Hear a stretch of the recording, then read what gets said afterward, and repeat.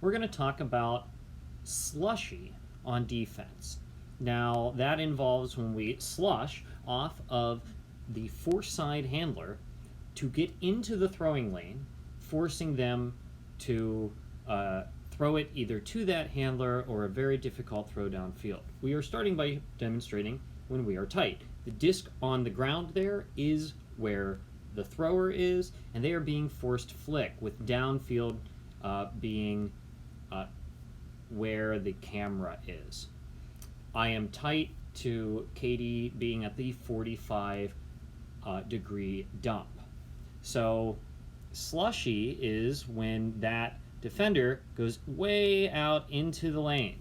So they are challenging the throwing space of the thrower. They are focused on frustrating the open throwing lane, and they will react to the thrower on that front.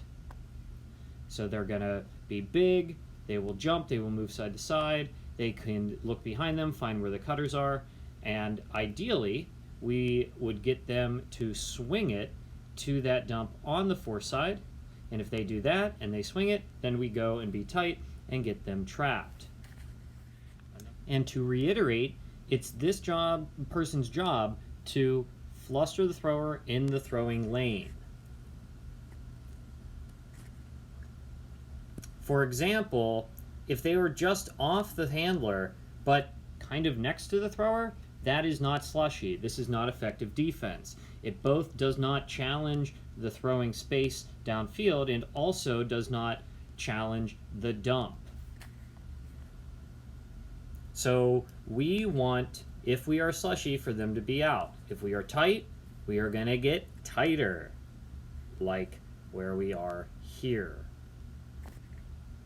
Just to give you the example of what Slushy is and what Slushy isn't.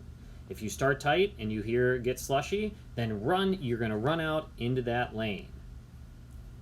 Now if the dump runs behind, we could call a roll. And then you are continuing to be Slushy on the other person and they've lost some yards. Sometimes you don't call the roll and you just put the mark on.